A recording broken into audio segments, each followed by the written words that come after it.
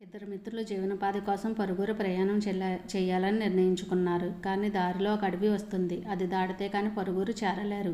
అడవిలో రకరకాల జంతువులు ఉంటాయని వారికి తెలుసు. అందుకే ఏ జంతువు ఎదురైనా దాన్ని ఇద్దరూ కలిసి ఎదిరించాలని ఒప్పందం చేసుకున్నారు. అనుకున్న ప్రకారం పరుగురికి బయలుదేరారు.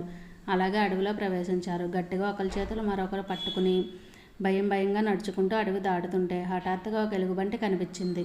వెంటనే ఇద్దరూ భయపడారు. ఏం చేద్దాం అనుకున్నారు.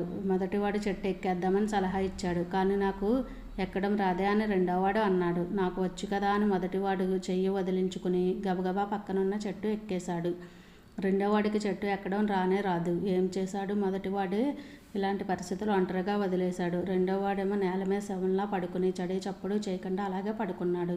ఎలుగుబంటి దగ్గరికి వచ్చింది. పాపం ఊపిరి కూడా పీల్చుకోకుండా అలా స్థిరంగా ఉన్నాడు. ఎలుగుబంటి చనిపోయిన జీవులను తినదు. అలా కదలకుండా పడిపోయి ఉన్న రెండోవాడు చనిపోయాడనుకుని ఎలుగుబంటి రెండోవాడిని వాసన చూసి కొంతసేపటి తర్వాత వదిలి వెళ్ళిపోయింది. ఎలుగుబంటి వెళ్ళిపోయాక రెండోవాడికి ఉపశమనం కలిగింది. అమ్మయ్య అని మళ్ళీ ఊపిరి పీల్చుకున్నాడు. మొదటివాడు చెట్టు మించి దిగాడు.